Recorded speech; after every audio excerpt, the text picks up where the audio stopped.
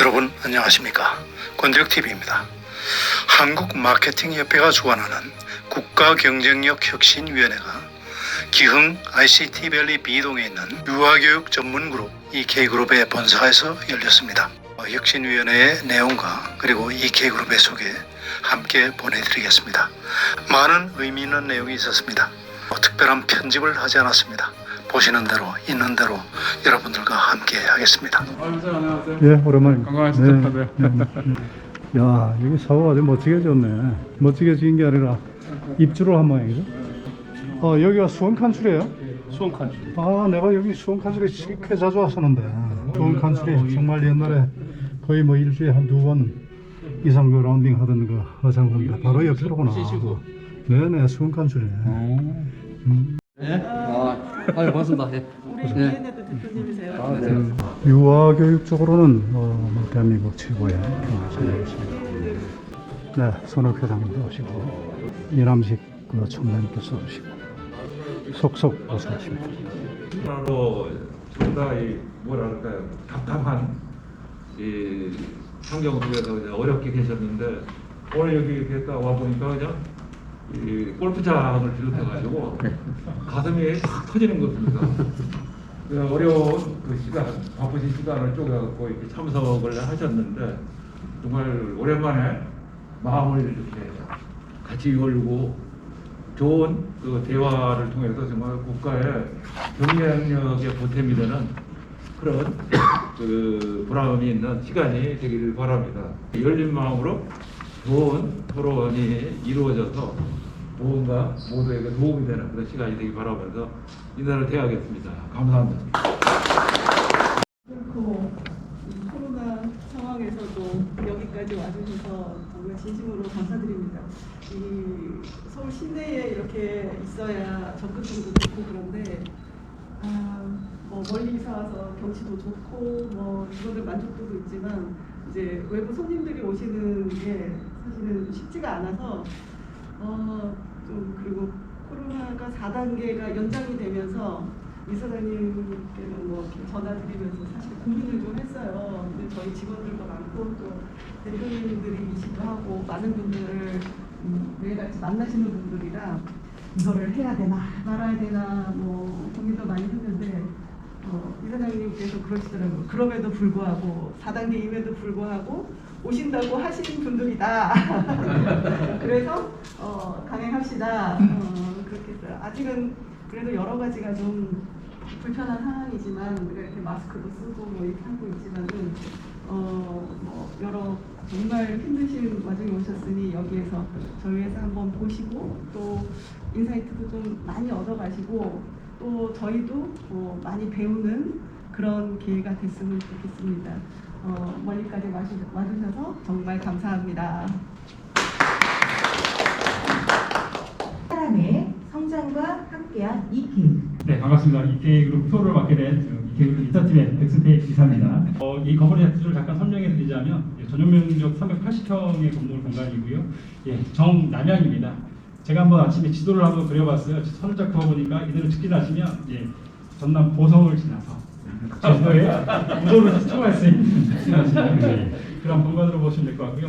이쪽이 정남향이면 저기는 방향이 어떻게 될까요? 정동쪽입니다.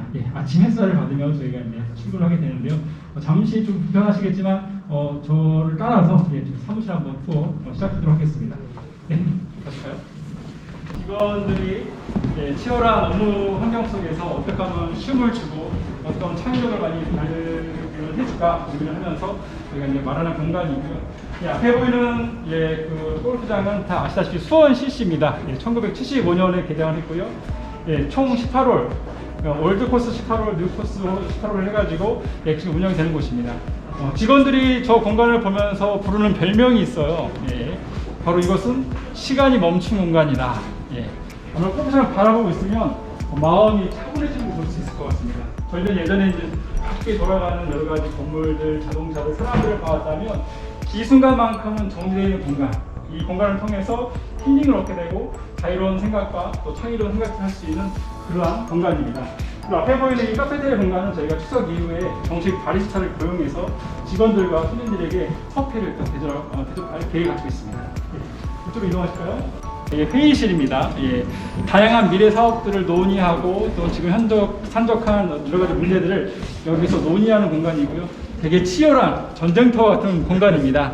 하지만 여기서 EK의 미래를 볼 수 있는 공간이기도 합니다. 티파라는 뜻으로. 네, 저희가 EK 갖고 있는 브랜드가 티파파라는 저희 브랜드 그 캐릭터를 갖고 있습니다. 그 캐릭터 이름을 따라서 회의실 이름을 캐릭터가 티파. 맞습니다. 예. 이동하실까요? 네, 이쪽 공간은 저희 이제 회장님 실입니다. VIP 룸이시고. 예. 야, 이 뭐 전망이 진짜 좋네. 일이 저절로 되겠네. 들어가시죠. 일이 저절로 되겠어. 아이고 좋다. 우. 이야, 이거 참 수묵하지. 제 방에 오신 걸 환영합니다. 아 예. 참 여기 옛날에 참 많이 왔다. 이 북코스인가 본데 이거. 자유롭게 사는 사람이시고 회장님과 여기 있으면 그냥 아이디어가 그냥 자동적으로 그냥 싹싹 나오겠어. 네, 이쪽 사무 공간은 저희 그룹사 계열 중에 빅스맘이라는 어린이집 프랜차이즈 공간입니다. 예, 저희가 프리미어 어린이집 프랜차이즈를 인수를 해서 100여 군데 지금 운영을 하고 있습니다. 이쪽 사무실이 다양한 콘텐츠와 또 어린이집 프랜차이즈를 위해서 이제 기획 및 콘텐츠 개발을 좀 영업까지 같이 병행하고 있습니다. 저희 계열사 이 브랜드가 이 건물 안에 다 지금 소속되어 있고요. 하나하나 제가 설명을 좀 드리도록 하겠습니다. 몬테소리 해피도 여기. 예, 몬테소리도 저희가. 저희 EK 그룹은 키드키즈라는 영유아 유아교육 플랫폼을 통해서 성장을 했는데 옆에 있는 사무실은 저희의 EK의 미래의 공간이기도 합니다. 예, 아시다시피 출산율 감소와 노인층의 증가로 인해서 저희가 실버 사업에 대한 투자를 본격적으로 진행을 했고요. 재작년에 세운 법인이 실버 에드넷이 이제 옆에서 있습니다. 옆 공간으로 이동하도록 하겠습니다. 실버 에드넷. 네, 실버 에드넷. 네, 수고하십니다. 실버 세대를 위한 다양한 컨텐츠와 서비스, 그다음에 기관들, 노인 보호기관이라든지 각 기관에 대한 컨텐츠라든지 그런 것들을 개발하고 서비스를 이제 제공하고 있는 부서입니다. 네, 다음 소개해드릴 공간은 저희 EK그룹의 브레인 공간입니다. 저희 EK 키드키즈 서비스에 대한 여러 가지 전략 공부라든지 그다음에 디자인, IT 개발, 영업팀 같이 공유하고 있는 EK 주식회사 주 사무실입니다. 아까 잠깐 설명드린 저희 키드키즈의 브랜드 캐릭터입니다. 그래서 이 캐릭터의 이름을 따서 회의실 이름을 줬습니다. 티파파, 퀴니파니 회의실을 줬고요. 다음으로 이동하시겠습니다. 지금 이제 방문하실 공간은 EK 주식회사의 어떻게 보면은 심장과 같은 것입니다. 저희가 20년 전에 유아교육 교사들을 위한 교수자료 사이트를 시작했는데요. 거기에 다양한 콘텐츠를 개발하는 것이 이제 교육부설 연구소이기도 합니다. 여기서 개발한 다양한 콘텐츠를 통해서 아이들이 수업을 받고 미래의 대한민국 일꾼들이 교육을 받는 곳이기도 합니다. 네, 이쪽 공간은 저희 교사들 직무 연수 강좌를 찍는 스튜디오실입니다. 대단하시네. 아이고, 별 말씀을요. 지금 여기 직원이 전부 다 몇 명이죠? 네. 100명 정도. 수에 비해서는 네네. 100개가 프랜차이즈를 하고 계신 거예요? 아, 저기, 네. 빅스맘이라고. 그러니까요. 네, 어린이집 프랜차이즈. 저희 마지막 공간입니다. 지금 보면 키드키즈 평생교육원 시설입니다. 저희 교원들을 위한 평생교육 시설이 이쪽에 있고요. 아래쪽에 보시면 저희가 지금 둘러봤던 각가지 저희가 제공하는 서비스들이 있습니다. 키드키즈 실버에 있는 빅스맘 등 포함해가지고 뉴질랜드 법인 그래서 월간유아까지 자세한 설명은 제가 회사 소개 때 다시 한번 안내를 드리도록 하겠습니다. 인사드리겠습니다. EK 대외연락팀 김서연입니다. 제 소개를 잠깐 드리겠습니다. 저는 올해 초 EK 인턴십 공채 1기로 100대 1의 경쟁률을 뚫고 들어왔습니다. 감사합니다. 유아교육 기관과 육아종합지원센터의 경험으로 제가 꿈을 그리고 그리던 EK에서 함께하게 되었습니다. 저는 아직까지 여기에 있는 것이 실감나지 않습니다. 너무나도 설레는 이곳. 제가 꿈꿔왔던 EK, 바로 시작하겠습니다. EK는 2000년 3월에 설립되었습니다. 이희주 회장님 필두하에 100명에 가까운 직원들이 함께 동행하고 있습니다. 시장 점유율입니다. 유아교육 공정업계 1위를 굳건히 지켜나가고 있으며 140만 회원들에게 질 높은 교육 서비스와 혁신적인 에듀테크 프로그램을 제공하고 있습니다. 구글에서 선정한 최고의 미래학자 토마스 프레이는 2030년도 가장 큰 인터넷 기업을 지금까지 존재하지 않았던 교육 관련 기업이다. 에듀테크 시장 성장을 예견한 바 있습니다. EK 역시 가파른 성장 궤도를 걷고 있습니다. 다음은 EK 브랜드를 소개해드리겠습니다. 어릴 때 놀던 힘을 꺼내 오늘을 산다라는 이야기가 있습니다. 그래서 EK는 생각했습니다. 우리 아이들은 실컷 놀아야 한다고 말입니다. 유아교육 기관을 위한 포털 사이트 키드키즈. 사이트 내에는 영상, 사진, 애니메이션 등 많은 자료를 제공하고 있습니다. 키드키즈 안전 동요 마스크가 필요해. 마스크가 필요해. 마스크가 필요해. 마스크가 필요해. 나쁜 병균 위험해. 마스크가 필요해. 이분 위험해. 마스크가 필요해. 나쁜 병균 막아주네. 마스크가 필요해. 마스크가 필요해. 그리고 지켜주는 경 마스크가 필요해. 어디서나 꼭 챙겨 마스크가 필요해. 그리고 위험해. 마스크가 필요해. 팬들이들 안녕. 브라보 선생님이에요. 우리 다 함께 신나는 체조로 몸을 풀어보러 한번 가볼까요? 그럼 다 함께 고고고.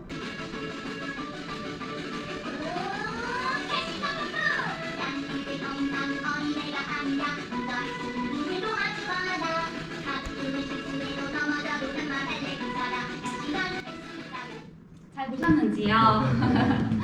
4차 산업혁명 시대에 발맞춰 에듀테크 프로그램을 운영하고 있습니다. 3D, AR, VR, 코딩 등을 접목한 인공지능 시스템으로 교사에게 맞춤형 서비스를 제공하고 있습니다. 이렇게 개발된 도제교구는 EK 자체 물류센터에서 최고의 품질로 출고되고 있습니다. 대한민국 최초 교육과 기술부 승인을 받은 한국 몬테소리협회에서는 이희주 회장님께서 이사장으로 취임하셨습니다. 종이 알림장을 스마트하게 앱으로 옮겼습니다. 키드키드 알림장. EK의 노하우로 어린이집 설치부터 위탁 운영까지 모든 것을 책임지고 있습니다. 보육경영 연구소 100여 개의 가맹점이 운영되고 있습니다. 세상에 없던 프리미엄 프랜차이즈 어린이집 딕스맘 37년 전통의 유아교육 전문 매거진 월간유아 보육교사의 직무교육을 맡고 있습니다. 평생교육원 가정에서 엄마 아빠표 놀이를 제공하고 있는 홈스쿨링 사이트 와글바글 광고 마케팅 전문 브랜드 이에데드 마지막으로 실버 세대를 위한 차별화된 교육 서비스. 이렇게 0세부터 100세까지 전인적 가치와 생애 교육을 책임지고 있는 교육문화 기업으로 성장하고 있습니다. 세계로 나아가며 2019년 상해를 시작하여 베트남, 뉴질랜드까지 법인을 설립하였습니다. 어떠십니까? 무시무시한 데이터를 가진 회사. 제가 꿈에 그리던 회사. 투자를 늘리고 있는 EK. 이쯤 되면 제가 왜 꿈에 그리던 회사라고 했는지 이해되실 거라 생각합니다. 언제 어디서나 삶의 현장에서 평생 학습 기회를 누릴 수 있는 그날까지 EK의 연구는 계속될 것입니다. 앞으로 저희 행보에 많은 관심 부탁드립니다.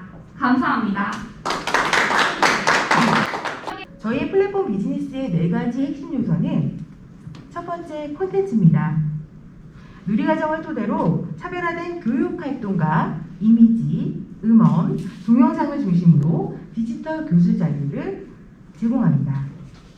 안전교육, 녹색성장, 인성교육 등 특색 있는 프로그램을 개발합니다. 이 자료들은 총 37만 건에 달하며 월 평균 500건 이상 업데이트됩니다. 이처럼 양적 확보 외에도 질적으로 성과를 거둔 것이 업계에서 우위를 선점할 수 있었던 노하우로 작용합니다. 연구소에서 제작한 콘텐츠도 이렇게 업데이트되지만 140만 회원이 커뮤니티를 통해서 올리는 자료도 어마어마합니다. 소위 유튜브와 같은 공유 플랫폼처럼 재능을 편리하게 공유하고 업그레이드 될 수 있는 장점도 함께 가져가는 셈입니다. 두 번째, 고객 중심 서비스입니다. 홈페이지를 고객의 가독성과 편의성을 높이는 데 초점을 맞추었습니다. 인공지능, 빅데이터 분석 기술 역량을 높여 콘텐츠 맞춤화 서비스를 성공입니다. 고객의 검색 패턴과 관심도 등을 분석해서 유관 콘텐츠와 교구제를 제안합니다. 그렇게 제공받은 교수 자료를 토대로 교사는 본인의 역량에 맞추어서 교육 자료를 재가공하고 수업 준비를 하는 겁니다. 이런 시스템은 교사의 역량을 점진적으로 높여줍니다. 교사는 하루 일과 수업 준비부터 정보 공유, 데이터, 자유연수 과정, 교육 의지까지 아주 촘촘하게 상호 연결되어 있다 보니 모든 활동의 범위가 유연하고 자연스럽습니다. 실제로 유치원에서 그 TV를 틀어놓고 아이들하고 같이 선생님이 할 수 있도록 이제 교사 선생님들을 위한 교수 도움 자료예요. 그래서 선생님들이 애들을 도대체 그 바깥놀이도 못하고 안에 있는 애를 어떻게 데리고 수업을 할까 할 때 뭐 이렇게 체육을 같이 따라서 하게 한다던가, 그다음에 뭐 기본 생활 습관, 저희가 이제 창작동의도 굉장히 많이 만들거든요. 기본 생활 습관을 아이들한테 어떻게 하면 즐겁게 재밌게 가르쳐 줄까 해서 뭐 이번에는 뭐 마스크도 필요하고 뭐 인사해요, 뭐 줄 서요, 뭐 그런 거를 재밌게 동요로 만들어서 보급하고 있어요. 저희가 저작자라서 뭐 저작권료 내지 않고 전국 어린이들 유치원 뭐 이런 데서 다 자유롭게 쓰고 있죠. 네? 작곡 작사를 다 하는 거예요? 네네네. 뭐 하여튼 저도 같은 교육기업에 지금 근무를 하고 있기 때문에 굉장히 감명 깊게 봤어요.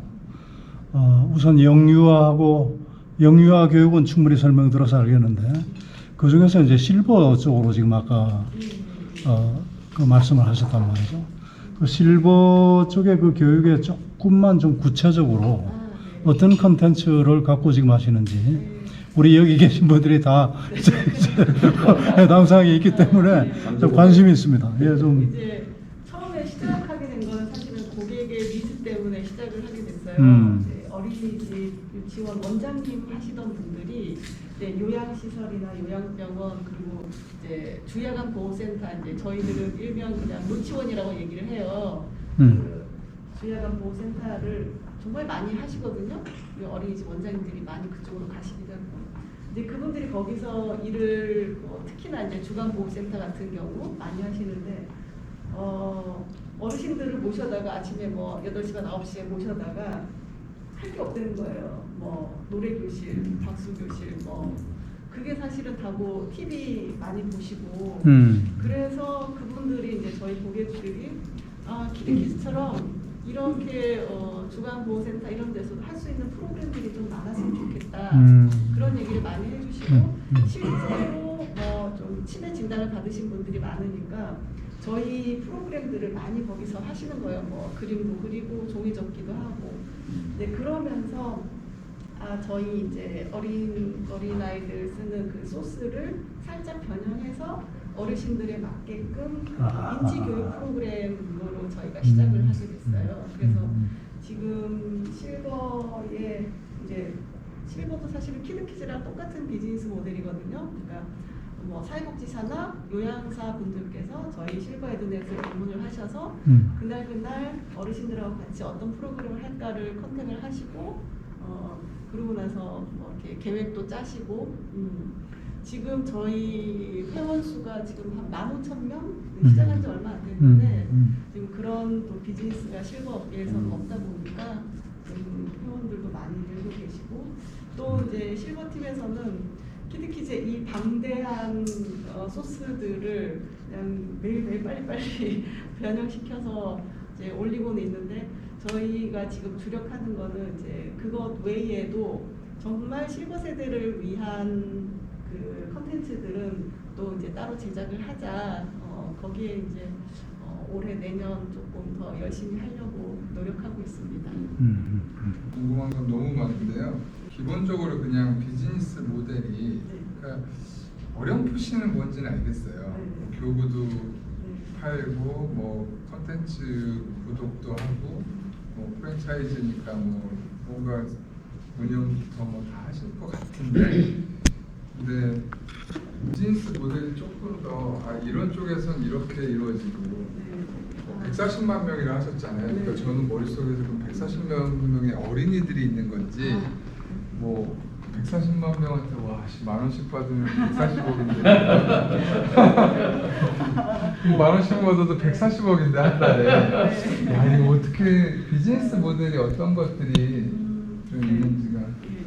저희는 사실은 어린이들을 1대1로 하지는 않아요. 네. 저희 고객은 선생님들이세요. 유치원 선생님, 어린이집 선생님, 원장님들 그런 분들이 저희 고객이시거든요. 그 저희 컨텐츠들은 교수 자료들이에요. 선생님들이 아이들하고 어떻게 수업할까를 고민하는, 거기서 해결해주는 교수 자료들.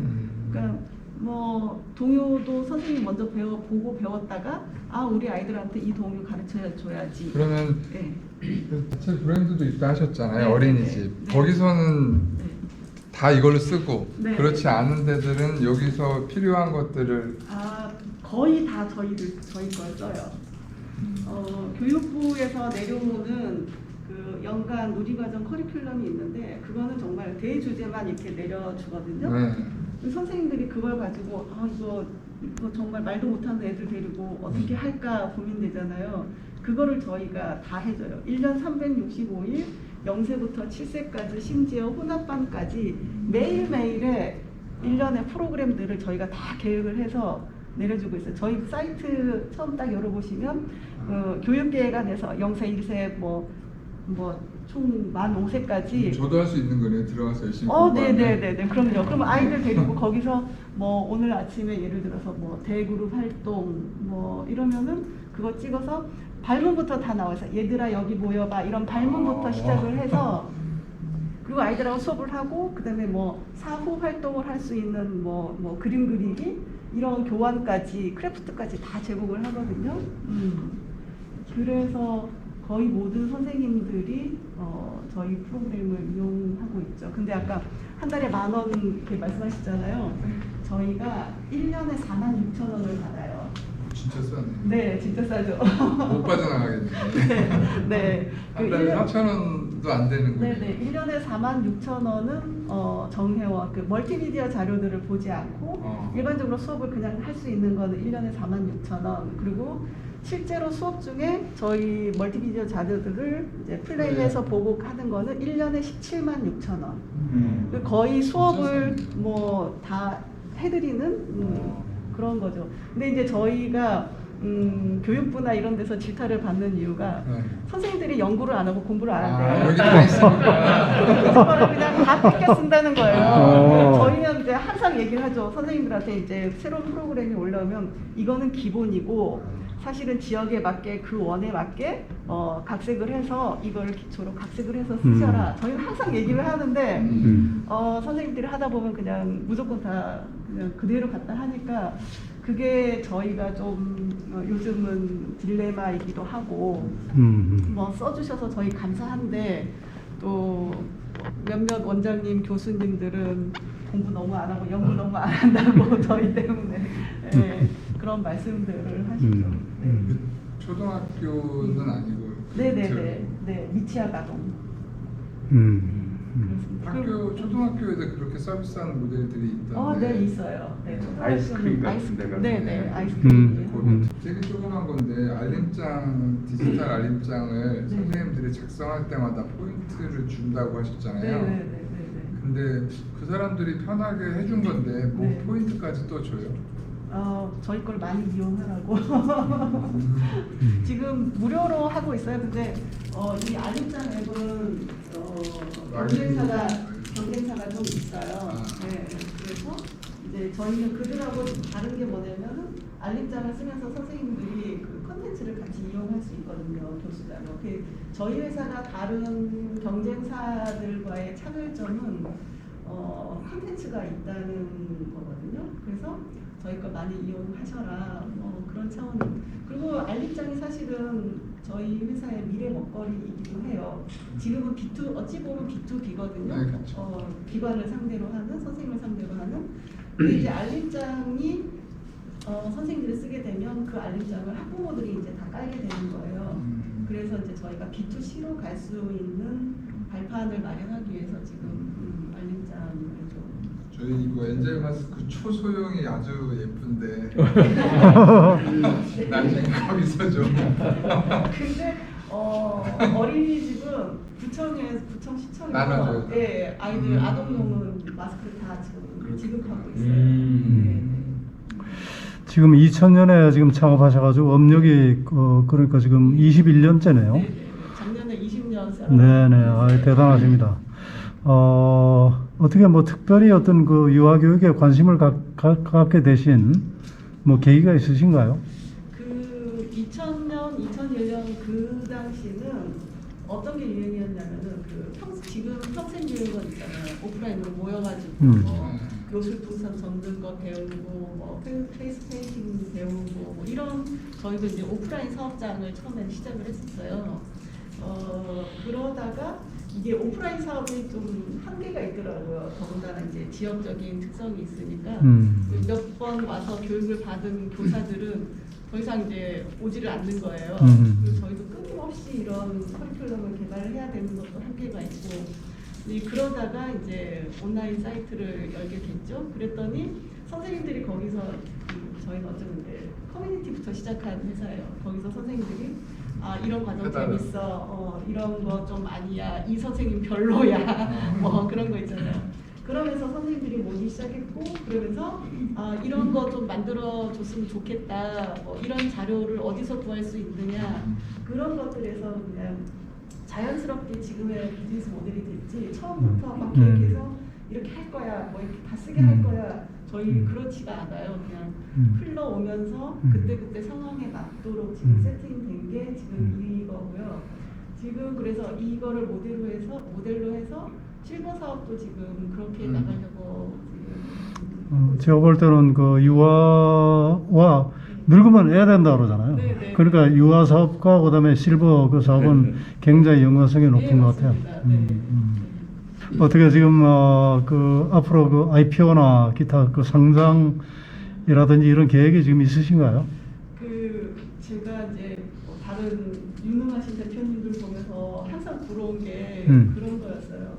제가 이렇게 사업을 잘 못해요. 못하는 이유가 지금 20년을 하면서 어디서도 투자도 한 번도 안 받고요. 뭐 하다못해 은행에서 대출 받는 것도 싫어하고 그달 그때 그 해 벌어서 그때 조금씩 뭐 어디 투자하고 뭐 이렇게 해오고 있거든요. 그래서 뭐 투자도 받고 뭐 사업도 키우고 하고 싶은 마음은 있으나 제가 그럴 감이 아닌 것 같아서 생각만 하고 있고 사실은 이제 어디서 투자하겠다는 회사도 되게 많아요. 근데 그거를 받아서 그럼 저희가 뭐 그 이상으로 뭐 퍼포먼스를 내야 되는데 제가 그렇게 할 자신도 없고 그래서 글로벌 모델이에요. 지금 현재 그 이 회장께 하신 저게, 왜냐하면 유아라는 것은 전 세계에 존재할 뿐더러 더군다나 이제 뭐 서구는 모르겠지만 특히 동남아시아 이런 쪽에 그 유아 교육 열풍도 굉장히 세거든요. 중국도 마찬가지고. 그래서 이런 어떤 컨텐츠를 잘 개발하시고 이걸 글로벌화 시키는 그런 전략을 갖고 가시면은 좋을 거다, 이런 생각을 제가 합니다. 키드키즈 사이트를 중국어로 완전히 해놓은 게 있어요. 그래서 러여조라고 저희 해외 법인이 상해에 있는데 실은 좀 무식하게 상해 법인도 저희가 100% 그냥 제가 하고 있거든요. 그래서 어느 정도 이제 그 러여조의 회원들이 모이고 나면은 이제 중국은 너무 힘들어서 실은 뭐 이렇게 투자도 받고 그쪽 현지의 힘을 좀 빌려서 할 계획도 있고요. 그리고 베트남도 지금 준비는 다 되어 있어요. 이제 나가기만 하면 되고. 그런 면에서 제가 이제 하나 뭐 제안이랄까, 왜냐하면 너무나 이제 오늘 감명 깊게 들었고, 저희 이제 휴넷은 주로 그 성인 교육입니다. 성인 교육. 그다음에 아까 이 아이 뭐라 그랬죠? 그 초등학교 하는 교육 기관도 있고요. 여기는 이제 유아하고 그다음에 실버이기 때문에 저희들 지금 교육을 받는 그 직장인들의 대부분이 유아들을 다 가지고 있어요. 그렇다면은 휴넷과 지금 EK 그룹이 서로 전략적으로 어떤 제휴를 통해서 서로 시장을 좀 늘려가는 그런 방법도 차제에 한번 모색을 해보시기 바랍니다. 네. 이 K그룹에 대한 소개 잘 들었습니다. 점심 식사가 이어지고 국가경쟁력 혁신위원회에는 점심을 먹으면서 진행되었습니다. 이게 이기에 대한 기대도 말씀해 주시고 그랬는데 사실 우리도 모르는 사이에 우리나라가 이제 완전히 선진국이 되지 않았습니까? 유엔에서도 인정을 주는. 그래서 지난 60-70년간 우리가 노력해온 또 꿈꾸던 그런 사회가 이제 오래 하고 있는데 제일 문제는 우리 국민 스스로가 그런 과정과 결과에 대해서 너무 잘 모르고 그저 과거 지향적으로만 자꾸 머물고 있는 것 같아요. 그래서 국가경쟁력위원회는 실제로 국가의 경쟁력, 미래를 높이는 동시에 우리가 어떤 과정을 통해서 이렇게 왔는지도 잘 알릴 수 있으면 참 좋지 않을까 생각이 됩니다. 제가 오늘 여기 참석하기 전에 바로 옆에 이제 용인 세브란스 병원에 정기적으로 다니기 때문에 한번 들렸어요. 아침에 마침 또 가까이 있고 그러기 때문에 그래서 정기적으로 진료를 받는데 이게 깜짝 놀란 게 일단은 이제 들어가는 데서 검진할 때도 미리 사전에 저에게 보내진 그런 설문지를 답하게 되면은 QR 코드가 나와서 그냥 대기만 하면 입장이 되고 그 다음에 이제 진료 예약도 물론 앱으로 했습니다. 그 다음에 진료가 끝나고 나니까 결제도 그냥 앱으로 되더라고요.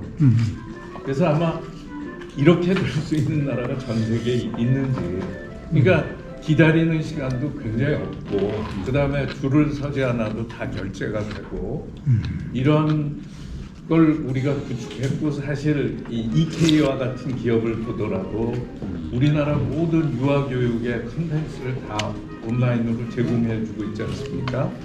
그래서 과거에는 우리가 이런 시스템이나 이런 걸 잘 못 만든다고 생각을 했었는데 지금 와보면은 우리나라를 이끌고 있는 삼성전자 같은 기업서부터 중소기업이나 중소조직까지도 그런 시스템을 너무 잘 만들고 있는 거죠.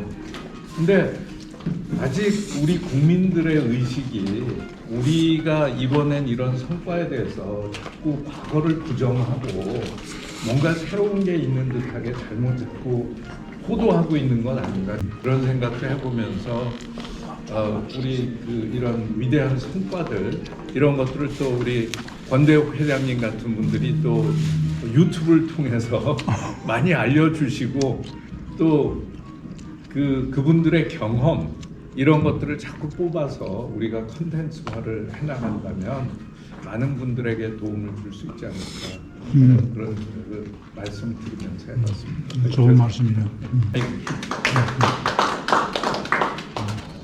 기업인이 열정이 빠지면 무슨 것 때문에 합니까? 저도 한 40년 사업하다 보니까 돈을 많이 벌었습니다. 그런데 돈 버는 것보다 더 중요한 거는 제 쾌감을 느껴야 되잖아요.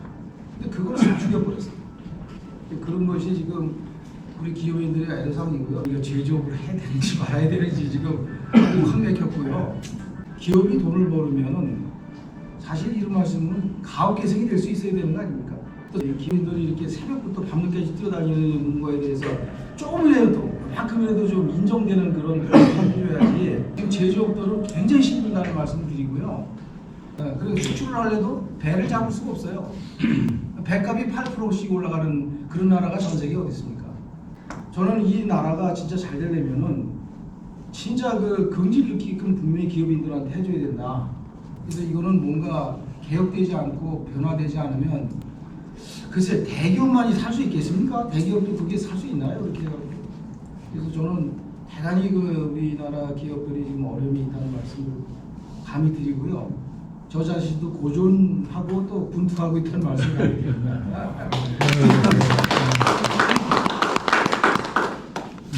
유튜브로 생방송 되고 있는 건 아니고. 생방송 아니고 제가 잘 편집합니다. 네. 사회가 잘 되고 잘 살아야 기업도 살 수 있다. 이런 쪽으로 지금 대세가 변하고 있는 게 문제이기도 합니다. 그러니까 뭐 요사이에 나오는 ESG 경영도 마찬가지고. 그래서 사실은 아니 말이 안 되는 거지 않습니까? 스마트 팩토리 하는 이유가 인력을 줄이기 위해서 하고 생산 코스트 다운하기 위해서 하는데 스마트 팩토리 했으면은 48명이 2명으로 줄였으면 46명을 회사가 정리할 수 있도록 해줘야지 이게 의미가 있는 거지. 이걸 그냥 놔두고선 아무 의미가 없는 거죠. 오히려 비용이 늘어나는 거죠.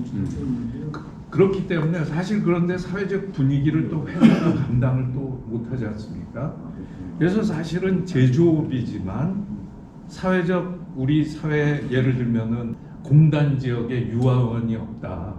그러면 EK와 더불어서 유아원 사업에 진입을 해서 남는 인력을 새 비즈니스에 보내고 인력이 인텐시브하게 들어가는 비즈니스를 자회사로 만들어가지고 이렇게 인력을 좀 빼면서 결국은 이 사회지향적 기업이나 사업에 대해서는 국가가 또 막대한 복지 예산을 쓰는데 실제로 그걸 국가가 다 감당할 수가 없거든요. 그런 예산을 받아다가 지역사회에 배분해주고 계속해서 일자리를 유지하기 위한 노력을 하지 않으면 사회가 그렇게 변했는데 우리가 아무리 컴플레인을 해봐야 쓸데가 없거든요. 예를 들어서 대학도 마찬가지 아니겠습니까? 인구가 줄어서 학생이 없는데 이게 교육부에만 매달릴 수도 없고 우리 스스로가 뭔가 살아갈 궁리를 해야 되는데 실제로 지금 우리나라 대학 중에서 한양대학 정도 되지 않습니까? 한양대학이 전체 수입의 외국인 학생들이 내고 있는 수입이 어느 정도나 되실 것 같습니까? 한 60%. 아, 외국인 학생들이 반대가 40%. 예, 좋겠고요. 한양대학이 등록금만 한 5천억 되는데요. 그 중에서 10%가 외국인 학생들이 내는 겁니다. 그런데 반해서 저희 대학은 제로거든요. 그러니까 더 많은 노력이 필요하죠. 외국인 학생들을 데려오기 위한. 그리고 결국은 교육이 글로벌하게 되면 EK도 지금 한국만이 시장이 아니고 세계에서 우리가 교육 선진국으로서 가능성이 있거든요. 그러니까 어차피 그 우리끼리 얘기해봐야 이미 변화된 사회가 돌아가는 것도 아니고 결국은 앞으로 국가경쟁력 혁신위원회가 이런 문제들에 대한 솔루션 어떻게 하면 우리가 이 사회적 문제와 기업 활동을 동시에 진행할 수 있겠는지 그러면서 말씀하신 것처럼 우리 사회가 바뀌어야 될 게 세금의 이연제도입니다. 예를 들어서 부동산에 대한 보유세를 물리는 거 마땅해요. 하지만 우리나라는 부동산 보유세를 낸다고 그래서 양도소득세에서 그거를 감액을 해주거든요. 다른 나라에서. 그렇지 않습니까? 예를 들어서 내가 이 집을 지키기 위해서 계속 세금을 냈기 때문에 내가 집값이 올랐지만 거기에 상응하게 이미 다 지불한 세금이 있단 말이죠. 그러면 당연히 그거는 양도소득에서 제외를 해줘야 되는데 우리는 아직 그런 개념이 없어요. 그 다음에 기업 승계도 마찬가지입니다. 상속세 내야 되는데 상속세를 내는 시점은 현금화되는 시점에서 내는 거예요. 그러니까 기업을 팔면 내지만 기업을 계속 유지할 때는 계속해서 이연해가는 것이 마땅한 것이 아닌가.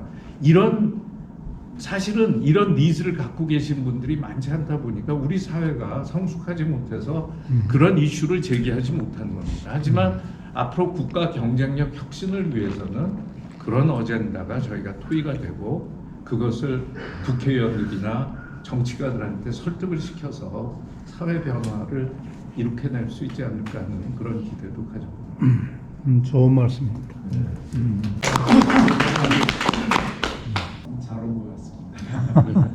이주희 회장님 축하하고 좋은 혁신 솔루션을 못 들어서 너무 아쉽습니다. 나중에 좀 가르쳐 주세요. 아, 네. 네, 참 공감이 가는 부분이 많은 것 같습니다. 위원회가 좀 더 우리끼리 이야기보다 정책에 관련된 그런 거리 이런 것도 필요하지 않나라는 생각을 더 느끼게 합니다. 트렌드가 있잖아요. 여러 가지 뭐 전기차라든가 수소경제라든가 좀 헬스케어라든가 뭐 바이오 이런 것들이 집중돼서 가고 있는데 그런 분야에도 우리가 집중할 필요가 있다. 아까 소개해 준 바와 같이 처음에는 경비 회사 인력을 파견해서 건물이나 공장이나 이런 쪽에 안전하게 지켜주는 그런 업무를 시작을 했는데 이 분야와 세큐리티 분야가 서로 융합하지 않으면 앞으로는 살아날 수 없다라는 의미하면서 결합을 시켰어요. 그래서 현재는 세큐리티에 관련된 소프트웨어도 개발하고 현장에 파견해서 인력도 운영하고 거기에 인력에서 필요한 CCTV나 출수통제 장비, 액세스 장치 이런 제반 하드웨어와 소프트웨어를 동시에 다 구현하고 또 센서를 설치해서 이렇게 출동해주고 하는 사업을 하고 있는데 이건 차별화 정책이 필요하다. 과거에 이민화 회장님 돌아가신 회장님이 컨설팅을 받는데 결국 중소기업은 차별화 정책이 중요하다라는 말씀을 하시더라고요. 그래서 난 뭘로 차별을 할까 한참 고민하는데 헬스케어와 바이러스 쪽으로 제가 한 4, 5년 전부터 컨셉을 잡았었어요. 그래서 바이러스 쪽은 미국의 국방성에 사용하고 있는 바이러스를 죽이는 기술을 도입을 했고 그 다음에 센서, 헬스케어 쪽 분야는 뭐 잠을 잘 때나 차량으로 이동할 때나 사무실에서 단독 공간에서 일을 할 때 심장 다운이나 호흡 정지가 와서 골든 타임을 놓치면 위험 상황이 오잖아요. 그런 것들을 외국에서 침입이 와가지고 위험한 상황을 방어해 주는 게 아니라 이 신체의 위험, 리스크 이것도 하나의 리스크 요인이다. 그래서 그런 문제가 심장이 다운되면 바로 우리 상황실에 연락을 해서 가장 가까운 사람한테 연락하고 119 연락하고 우리 출동요원한테 연락을 해서 사람을 살리는 프로젝트를 하고 있습니다. 그래서 그것은 카메라가 보는 게 아니고 센서가 보고 있어요. 센서. 센서가 심장의 움직임, 그 다음에 호흡에 하는 깊은 잠을 자냐 낮은 잠을 자느냐 뭐 이런 것까지 측정을 하는 그런 센서. 그렇기 때문에 바로 그런 고객이 많이 늘어나거나 또 그 분야의 의료법이 바뀌면 그 데이터를 모아서 우리 고객한테 건강 이상을 미리 알려주거나 몇 년치 데이터를 주어서 그걸 가지고 병원에 가면 더 정확한 진단을 할 수 있는 그런 헬스케어 기본 시스템까지 접근을 하고 있습니다. 이 회사의 특징은 침입을 방어하는 것뿐만이 아니고 공간에 있는 바이러스를 제거하고 사람이 다운 공급 상황에 처했을 때 즉시 사람을 살리는 그런 프로젝트로 이미 진행을 하고 있습니다. 선구위원장님 많이 도와주시고 감사합니다. 당장 좀 하나 좀 놔야 될 것 같아요. 나중에 따로 상의 드리겠습니다. 옛날 한보 철강 사장을 잠시 했기 때문에 제조업을 지금 알긴 알지만 최근에 뭐 제조업에 근무해 본 적이 없어가지고 늘 뭐 우리 박 회장님, 박 의원님 우리 회의할 때마다 제조업의 애로사항을 끊임없이 그렇게 말씀하시는데 오늘 아마 제가 절실하게 좀 들었던 것 같고요. 그 다음에 또 거기에 대해서 우리 이남식 총장께서 말씀하신 그 솔루션이 저는 그게 지금 현 시대에 지금 맞는 지금 답이라고 지금 보고 제가 며칠 전에 이제 어떤 경우였었냐면 세천연카라고 조그만 정비업체인데 뭔가 조금 좀 새롭게 하는 젊은 친구가 있어서 거기에 갔다 온 적이 있습니다. 그래서 권덕이 만난 사람 해서 세천연카의 김선호 대표를 제가 이제 취재를 하고 있는데 거기에서 기업의 승계와 관련해서 조금 재미난 얘기를 하나 들은 게 있습니다. 물론 이것이 지금 박 의원님 같은 그런 대규모 어떤 제조업의 경우에는 해당이 안 되겠지만 중소기업이나 아니면 소상공 기업의 경우에는 그런 대로 솔루션이 될 것 같아요. 그래서 보통 창업자, 엔트러프너들이 보통 창업을 하면서 일단 고민을 하는 것 중에 하나가 이 기업을 어떻게 접을 것인가, 어떻게 엑시트할 것인가. 이거를 내가 그대로 갖고 갈 것인가, 자식에게 물려줄 것인가, 아니면은 직원에게 물려줄 것인가, 그도 저도 안 되면 접을 것인가, 이거를 고민한다고 그래요. 그런데 그 중에 어떤 기업 하나가 자식한테 물려주려니까 자식이 싫어해. 그걸 받을 생각이 없어. 그러니까 그것도 안 돼요. 그러니까 어떻게 했냐면은 그렇다고 접을 수도 없고 종업원에게 물려준 겁니다. 종업원에게 물려줬는데 어떤 방식으로 물려줬냐면 예를 들어서 기업 가치가 10억이다. 그러면은 그거를 디퍼드 페이먼트 조건으로 외상으로 직원에게 파는 거예요. 그래서 이 사람은 돌아가실 때까지 매달 뭐 예를 들어서 500만 원이면 500만 원, 아니면 1000만 원이면 1000만 원, 이거를 계속해서 봉급 형태로 받으면서 고문 역할을 해주면서 어떤 일정 기간이 지나면은 그 주식이 완벽하게 양도되는 이런 시스템이 있더라고요. 그래서 이런 것들도 중소기업이나 또는 소상공인들은 한번 좀 생각해 봐야 되지 않겠나, 이런 생각을 좀 합니다. 그러고 이제 저도 뭐 위원으로 활동한 지가 3년인데 크게 기여 한 바도 없고 그런데 이런 생각을 해요.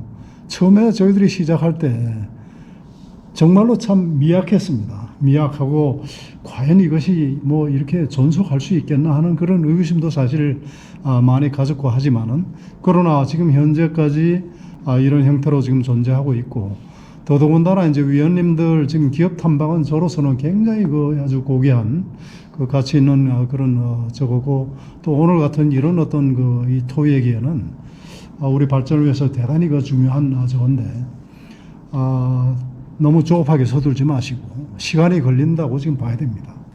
그래서 정말로 우리 그 국가경쟁력위원회 이런 참모습들이 좀 알려지고, 여기에 우리가 들어오십시오 해봐야 대기업 그 회사들이 잘 들어오지도 않습니다. 결국은 그 사람들이 들어오고 싶어 할 정도까지 만드는 것이 저희들의 지금 역할이라고 지금 보는데, 힘내십시오. 시간이 좀 걸립니다. 이 말씀을 좀 드리겠습니다. 네.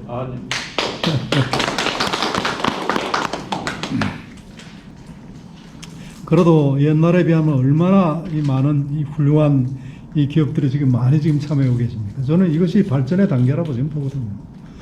다만 이제 그 속도가 아직 그 저희들의 그 희망에는 지금 못 미치고 있지만은 저는 계속 지금 발전하고 있다고 생각합니다. 그래서 금년에도 우리가 국가 경쟁력 그 대상 그 기업들을 선정해서 또 선임을 좀 하고 끊임없이 노력해서 새로운 기업들이 들어올 수 있도록, 그것도 우리가 들어오라니까 강제로 뭐 이렇게 해서 의무감 가지고 들어온 것이 아니고 정말로 나는 국가 경쟁력 확보를 위해서 자신이 갖고 있는 저거를 좀 쏟아 부어야 되겠다고 생각하는 그런 분들이 좀 많이 참여하면 할수록, 그렇게 되면 이것도 제가 봤을 땐 어느 정도 시점이 흐르면 그때부터는 거의 엑스포넨셜로 성장할 수 있는 그런 적이 아닌가. 얼마 전에 제가 유튜브에다 모죽이라는 얘기를 썼습니다. 그 모죽이라고 대나무가 하나 있는데, 이놈의 대나무는 나무를 갖다 심으면 5년 동안에 이게 뭐 싹이 트는지 뭐가 되는지 전혀 움직임이 없어요. 그런데 어느 날 5년 후가 되면은 하루에 10cm, 18cm 자랍니다. 그래서 이게 어떻게 된 일인가 하고 그 땅속을 들여다보니까 5년 동안 이 뿌리를 갖다가 엄청나게 키운 거예요. 그래서 우리 국가경쟁위원회도 이 모습과 같은 그러한 저거라고 우리가 생각하면서 그렇게 힘을 모아야 될 것 같습니다. 그래서 저 자신도 사실상 뭐 이제 추천 기업을 생각하니까 이게 대기업에 해야 되느냐 또는 뭐 혁신 기업에 해야 되느냐 여러 가지 그 참 추천하는데도 고민이 많고 그랬는데, 오늘 제가 과감하게 한 기업 추천했습니다. 그래서 한번 좀 살펴보시고 그렇게 좀 봐주시면 좋겠어요. 네. 그런 부분 플러스 직원들이 여기 이제 그 본사의 그 여러 가지 이제 재반 복지 시설, 뷰 포인트 이런 부분하고 잘 그 어우려 가지고 상당한 이제 그 자긍심, 그리고 또 이제 여러 가지 콘텐츠 개발을 앞당기고 직원들 이제 창의라든가 그 능력 개발, 전국적으로는 이제 회사 발전에 상당히 이제 좋은 이제 그 모티베이션이 확실히 되는 계기가 아닌가라고 생각되고요. 여러 가지 이제 오늘 이제 교육 내용하고 이제 사업 그 여러 가지 응용하시는 부분, 발전 부분, 그거 상당히 이제 그 감명 깊었고 더더욱 이제 성장하시기를 축원드리겠습니다. 고맙습니다. 박사님들은 처음 뵌게 13년이죠. 13년에 뵀으니까 굉장히 한 8년, 9년 만에 굉장히 발전을 많이 하셨어요. 굉장히 일취월장하시고 아주 대단하십니다.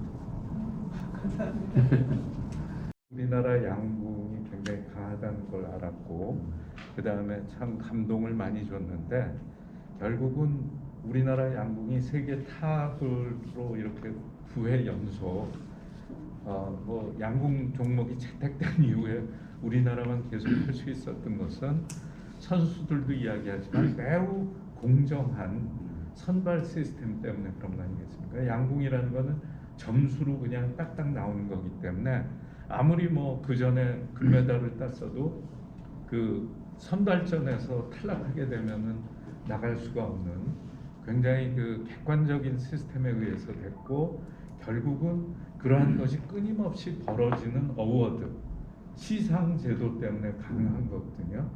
그래서 저희가 하고 있는 이 상을 주는 것은 매우 의미가 있는 것이 한 가지 비근한 예로 그 전 세계 디자인의 영향력을 가장 많이 끼치고 있는 나라를 꼽으라고 하면 그게 어딘가 하면 독일입니다. 뭐 세계 자동차 디자인의 트렌드를 리드하고 있고 그 외 건축, 인테리어 또 그 이전에 바우하우스 이런 것 때문에 독일이 굉장히 세계적으로는 영향력을 갖고 있는데 그렇게 한 가장 큰 이유 중에 하나가 1953년에 독일에서 디자인 시상 제도를 만들었어요. 그래서 그 Red Dot Design Award, 그다음에 IF Design Award 같은 세계 양대 산맥이 독일에서부터 시작이 됐어요. 그래갖고 그게 쭉 하면서 전 세계적으로 영향력을 미쳤는데 사실 우리가 생각할 때 이태리도 디자인이 강한 것 같은데 이태리는 사실은 그런 그 효과를 못 내다가 뒤늦게 이태리가 2010년에 이래서는 안 되겠다. 그래갖고 A 프라임 어워드라는 디자인 어워드를 국가적으로 막 여러 단체들이 협력해갖고 만들게 됐어요. 그러면서 시상도 하고 그 다음에 매년 월드 디자인 랭킹이라는 걸 발표하기 시작했어요. 그러면서 사실 최근에 들어서 그 독일이 확고하게 가지고 있던 지위가 이태리로 굉장히 많이 영향력이 넘어가고 있습니다. 그래서 그 이 회장님께도 말씀드렸고 우리 마케팅 협회에서도 이런 시상 제도를 잘 유지하는 것은 예를 들면 이런 거죠. 아카데미 어워드가 사실은 미국에서 하는 영화인들만의 그런 소규모 행사지만 이게 글로벌하게 영향력을 끼치고 있지 않습니까? 이런 것처럼 객관적이고 좋은 시상 제도를 만드는 것은 그 분야를 발전시키는데 굉장히 중요하고 이것이 굉장히 좋은 비즈니스 모델이기도 합니다. 그래서 이런 이벤트를 잘하게 되면 레드 카펫도 깔게 되고 엄청난 그 영향력을 미치는 그러한 출발점이 된다고 생각합니다. 그래서 앞으로도 우리가 가지고 있는 그런 아이디어를 가지고 뭔가 사회에 임팩트를 끼칠 수 있는 그런 일들이 많이 벌어질 수 있지 않을까 하는 기대를 가집니다. 참고적으로 월드 디자인 랭킹에서 1등하고 있는 나라가 최근에는 어딘가 하면요 중국입니다. 중국이 어마어마하게 투자를 하고 있고 우리나라는 밀리고 밀려가지고 한 17등 정도까지 내려갔거든요. 그래서 사실 그동안 우리나라가 이런 분야에서 굉장히 자부심도 있고 잘해왔는데 최근에 와서 이제 결국은 우리가 좀 자만하고 있는 거 아닌가 하는 그런 경각심이 또 있기도 하고요. 물론 이태리의 이 디자인 어워드에 중국이 어마어마한 돈을 쏟아붓고 있습니다. 그래서 전 세계에서 230명 정도의 심사위원 중에 30명이 이태리 사람이고요. 아니 중국 사람이고 우리나라는 단 한 명밖에 없습니다. 이럴 정도로 중국 사람들은 뭐가 중요한지를 아는 거죠. 그래서 이런 부분에서 우리가 국가 경쟁력을 우리가 지키기 위해서도 뭐가 중요한지 맥을 잡아야 되는 것도 굉장히 중요하지 않을까 생각합니다. 그럼 이제 마무리를 할까요? 예. 오늘 우리 박동환 대표님 덕분에 진지한 토론 시작돼서 다시 한번 감사를 드리고요. 좋은 의견들을 많이 내주셔서 감사를 드립니다. 그래서 저는 이 제조업의 고난이들 이제 어려움의 이 근원이 뭔가를 간단하게 제가 제 나름대로 생각을 말씀드리면은 우리나라는 이제 조선 왕조 망하고 일제 시대 끝나고 하는 과정에서 국가 공동체라는 개념이 없었어요. 그러다가 대한민국이 수립되고 막 이 산업화가 시작되고 하는 과정에서는 공동체라는 개념이 아니고 각자 도생 한 거고요. 죽으라고 각자 도생해서 어떻게 살아야 되겠다고 뛰다 보니까 각 부분에서 세계적인 것들이 나오고 해가지고 어디까지 이제 한 70년 이렇게 잘 사는 거예요. 근데 저는 이 위기가 지금부터 한 5년 전에 어느 중소기업 큰 이제 중소기업 그룹이 이렇게 모여 있는 데를 딱 가봤더니 잘 나간다고 그러는 그룹 동안 중국을 다 돌아보고 와서 딱 느낀 게 이대로 가면 우리 망한다 하는 위기의식을 가지고 각자 도생을 떠붙였다는 거예요. 그래서 이게 우리가 각자 도생으로 오는 거에 한계가 여기 왔구나. 그러면 이제부터는 뭘 해야 되냐 하면 서로의 가치를 존중하고 다름을 존중하고 서로 이렇게 협력하고 상생하고 하는 거예요. 그러니까 기업은 기업에 대해서 쳐다보는 눈이 기업이 있기 때문에 얼마나 소중한가 우리 삶에. 그리고 어떤 다른 뭐 사회적인 운동을 하든 뭘 하든지 각 부분이 하고 있는 일들이 이 공동체라고 하는 행복한 공동체라는 생각을 하면서 그거에 기여할 수 있는 걸 보람으로 찾으면서 서로의 가치를 존중하고 어떻게 보면 내가 도움을 주지 서로 돕고 살지 하는 생각을 하면 이게 다 문제가 풀어지거든요.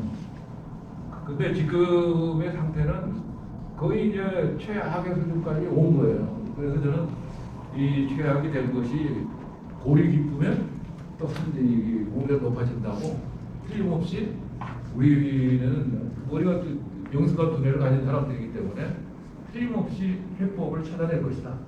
그래서 이걸 정말 마지막에 아마 몇 년이 나갈지 모르지만 이 사이에 정말 그 경쟁력을 키워서 이 생존을 함으로써 새로운 그런 그 공동체 의식과 함께 모두가 정말 세계적인 그런 경쟁력을 갖추게 되는 그 대전환이 일어날 게 아닌가 저는 이제 기대를 하고 있고요. 그래서 이 이제 경쟁력 혁신위원회가 그런데 좀 보탬이 되면 정말 큰 보람이 아닐까. 그래서 오늘도 많은 토론을 해주셨는데 좋은 의견들을 이제 계속해서 모아주시고 더 좋은 분들이 많이 참여해가지고 정말 이 왕성하게 각 분야별로 토론도 일어나고 제언도 일어나고 이렇게 활성화될 수 있도록 힘을 모아주시기 바라면서 제 말을 끝내도록 하겠습니다. 오늘 초청해 주셔서 정말 감사합니다.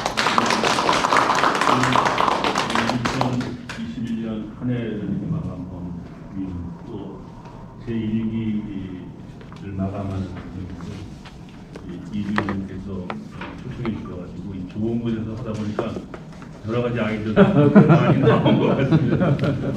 감사드리고요. 또 1기가 시작돼서 끝날 때까지 같이 참여해 주신 모든 분들께 진심으로 감사 말씀드리고 오늘 나온 여러 가지 얘기들 잘 취합해서 2기부터는 좀 더 좋은 위원회가 될 수 있도록 잠을 주도록 하겠습니다. 여러분 너무 감사드리고 우리 이규장님께 다시 한번 감사해봤습니다. 감사합니다. 긴 시간 함께 해주셔서 대단히 감사합니다. 저는 사실상 새벽 3시부터 일어나서 지금까지 편집 작업을 마쳤습니다. 특별한 편집을 하지 않았습니다. 그 이유는 여러 가지가 있겠지만은 그냥 있는 그대로 여러분들께서 보시는 대로 그리고 들으시는 대로 여러 인사이트를 얻을 수 있을 것이라고 생각했기 때문입니다. 기업의 애로사항 그리고 국가경쟁력혁신위원회의 활동에 대한 많은 이해가 있으셨을 것으로 생각합니다. 권대웅TV였습니다. 오늘도 행복한 하루 되십시오. 감사합니다. You told me you don't really do commitment, trust me. 그래서 그래서 그쪽에 이제 사이트도 정말 볼만해요. 그래서 한번 그쪽에서 행위를 하시면은 또 도움이 되고 그쪽 관계자들로부터 한번 얘기 들어보시면 좋은 기회가 될 것 같습니다. We can still have fun for now.